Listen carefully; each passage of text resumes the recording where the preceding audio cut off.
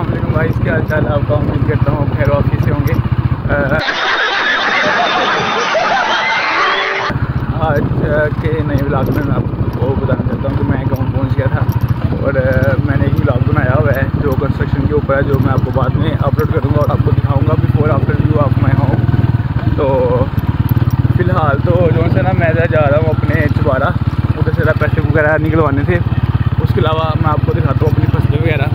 ये हमारी फसलें वगैरह हैं, ठीक है। ये हमने गंदम वगैरह बीजी हुई है सारी ना, ये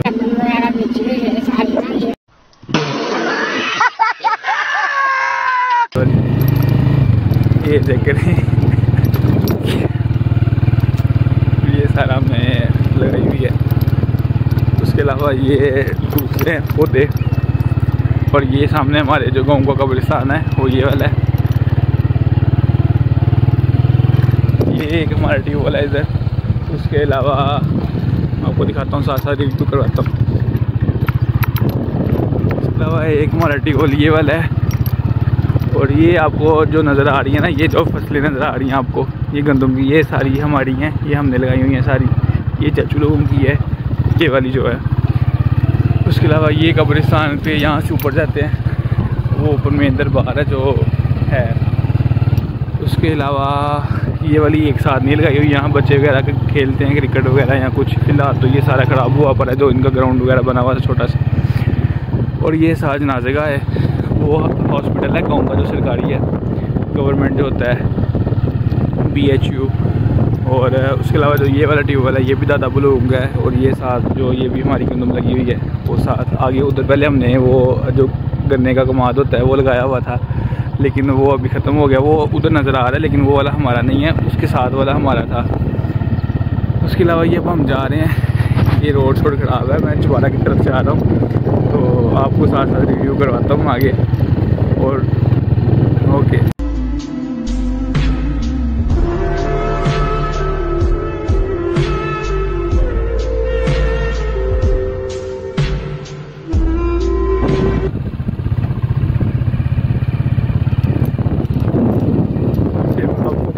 जो घर होते हैं मैं आपको दिखा रहा हूँ, जो शहर की लाइफ से बहुत ज़्यादा अपोजिट होते हैं। अबे साले, तभी मेरा माफ़ करना, गुस्से में इधर उधर निकल जाता हूँ। ये आप देख सकते हैं, ये मतलब ओपन ही हवेलियाँ बनी हुई हैं जहाँ जानवर वगैरह। उसके अलावा ये वाली एक मशीन है जिससे गंदम वगैरह निकालते हैं, हार्वेस्टर बोलते हैं इसे।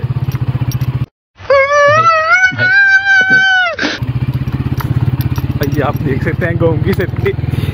दरअसल ये हमारा गाँव नहीं है, हमारा गाँव दूसरा है, ये साथ वाला गाँव है। और मैं ना बाय रोड नहीं था जा रहा क्योंकि बाय रोड बहुत ज़्यादा डस्ट होती है इस टाइम ना, गाड़ियाँ वगैरह गुजरती हैं तो डस्ट बहुत होती है। इसलिए मैं जो से ना वो ज़रा साफ रास्ते से जा रहा था कि जहाँ डस्ट वगैरह ना हो। रोड बेशक ख़राब है लेकिन ये एक बंदा डस्ट से बच जाता है।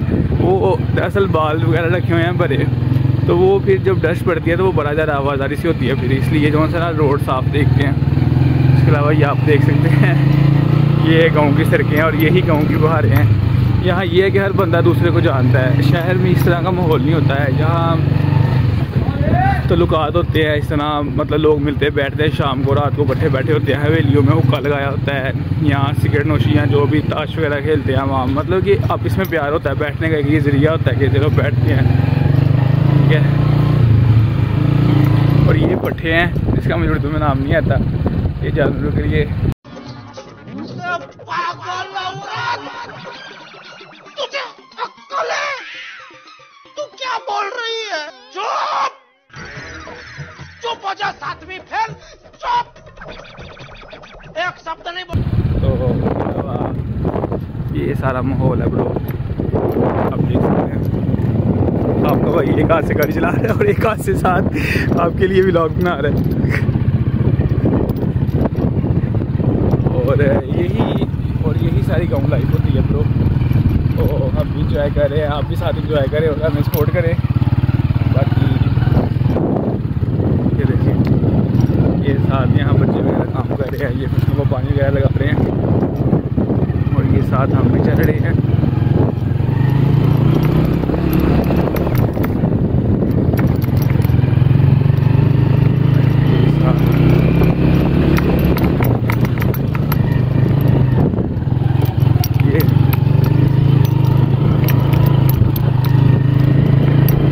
سے روڈ سے آیا تھا کہ چلو ڈر سے بچ جاؤں گا، لیکن یہاں بھی آگے سے گاڑی گزر رہی ہے تو اس نے وہی حال کر دیا ہوا یہاں پہ بھی نا.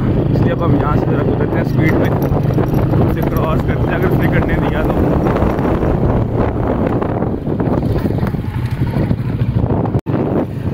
اور ایٹ دی اینڈ ہم گاؤں روڈ پہ پہنچ گئے ہیں. گاؤں والی سائڈ سے نکل گئے نا، مطلب جو روڈ وغیرہ خراب ہے اس لیے ادھر سے ہم ذرا روڈ پہ آئے ہیں جو روڈ وغیرہ ہے ہم ذرا چوارا جا رہے ہیں سے نکلوانے ہیں. تو گاڑی کی لیمٹ 50,000 تھی، بلکہ گاڑی کی لیمٹ 1 لاکھ ہے، لیکن 50 سے اوپر نکلوائے تو وہ ٹیکس پہ پڑ جاتا ہے، پتہ نہیں پڑا.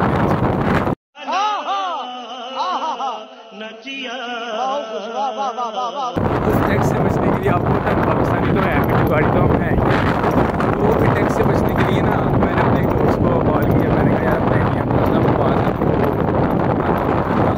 50,000 ہمارے اکاؤنٹ میں ڈالتا ہوں، 50 اپنے والے سے تاکہ 50 سے اوپر نکلوائے اور ٹیکس نہ پڑے.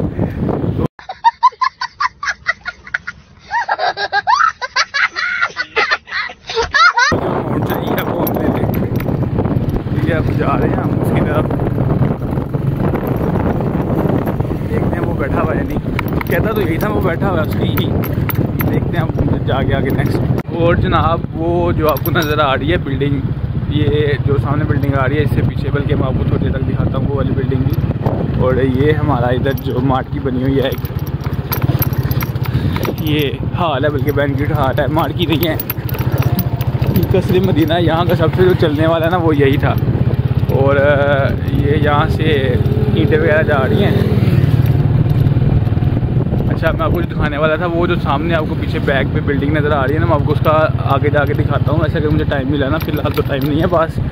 تو وہ والا ہمارے ادھر جو نا ڈگری کالج ہے گرلس کا، جو کہ کافی بڑا ہے، مطلب کافی زیادہ بڑا ہے کالج ہے وہ نا ڈگری کالج گرلس کا. اس کے آگے نا 2-3 کلو میٹر چھوڑ کے اس سے آگے بوائز کا ڈگری کالج ہے وہ گرلس کا. اور یہ ہمارا DPS اسکول ہے ادھر. اس کے پیچھے ایک بہت فنی اسٹوری ہے جو میں آپ کو ابھی نہیں بتا سکتا. اور اس کے علاوہ وہ سامنے والا ڈگری گرلس کالج، اور اس کے پیچھے وہ جو وائٹ والی بلڈنگ آپ کو نظر آ رہی ہوگی وہ والا بوائز کا. اور وہ بھائی کی جو ٹریول ایجنسی ہے جس کے ہمیں کام تھا وہ ذرا بازار میں، اور ہم بازار میں داخل ہو گئے ہیں. یہ سہارا ٹریول والے بھائی ہیں، ابھی نے ہم باہر بلاتے ہیں، اگر تو وہ آ گئے تو یہ دیکھتے ہیں ہم باہر بلاتے ہیں.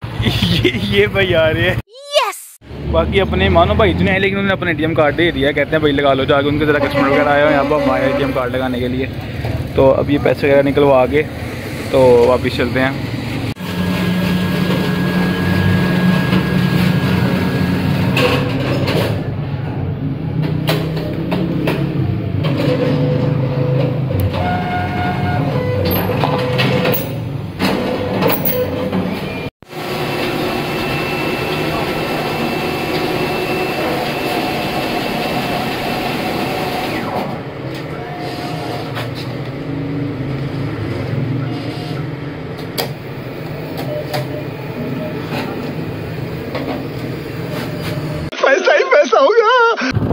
ہم اپنے گاؤں پہنچ چکے ہیں، لیکن میں جو بتانے والا تھا کہ یار ابھی تو گرمیاں اسٹارٹ نہیں ہوئی، ابھی تو مارچ آیا ہے، ابھی تو اپریل مئی جون جولائی میں سب سے زیادہ گرمی ہوتی ہے.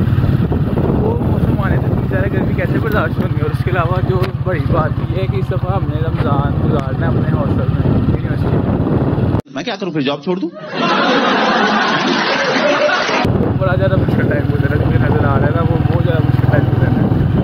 پہلے تو یہ ہوتا تھا کہ گھر میں روزہ رکھ کے صبح ٹائم، اور ذرا روزہ جب سحری کرتے تھے تب بھی یہی تھا کہ ذرا کوئی باہر کی چیزیں نہیں کھاتے ہم، دہی وغیرہ کھا لیا یا لسی وغیرہ پی. اس کا یہ تھا کہ بندے کو روزہ فیل نہیں ہوتا ہے.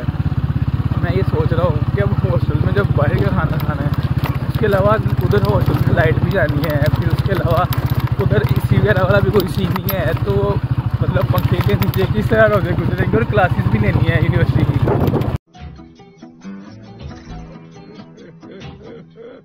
وہ بڑا زیادہ ٹف ٹائم ہو جاتا ہے. اس کے علاوہ یہ ہم اب گھر پہنچتے ہیں تو آپ کو بتاتے ہیں نیکسٹ کیا بنتا ہے. ابھی فی الحال تو یہی سوچ کی ٹینشن لگی ہے کہ سوموار کو نا جو ابھی 2 دن بعد آ رہا ہے، منڈے آ رہا ہے، منڈے کو رمضان آ رہا ہے. تو وہی رمضان میں جو روزے رکھنے ہیں وہ کس طرح مینیج کرنا ہے سارا. تو اللہ خیر کرے. روزے تو رکھنے ہیں ہم نے، روزے تو فرض ہے وہ تو رکھنے ہیں، لیکن گرمی بہت زیادہ ہے. وہ لوگ جو دبئی میں رہتے ہیں یا دبئی سعودیہ جہاں گھر بناتے ہیں جو اچھے ادھر ان کا کیا حال ہوتا ہو، انہیں تو کام بھی کرنا تھا، ہمیں بھی پڑھنا تھا کلاس میں. اور ایک اور چیز ہے، اس دفعہ بالکل کام خراب ہوا پڑا ہے. وہ کلاسز ہماری وہ دراصل ہماری جو بلڈنگ ہے نا اسٹوڈنٹ زیادہ ہونے کی وجہ سے بلڈنگ میں شفٹ کی ہوئی ہے. اور جو سی ہماری بلڈنگ ہے، ہماری بلڈنگ میں ایسی بھی نہیں لگے ہوئے جو کلاسز جہاں بھی ہونی ہے پنکھے لگے ہوئے ہیں. تو وہ بھی جا کے بات کرنی ہے، جا کے اس سے ڈائریکٹر سے اے سی وغیرہ لگوائے.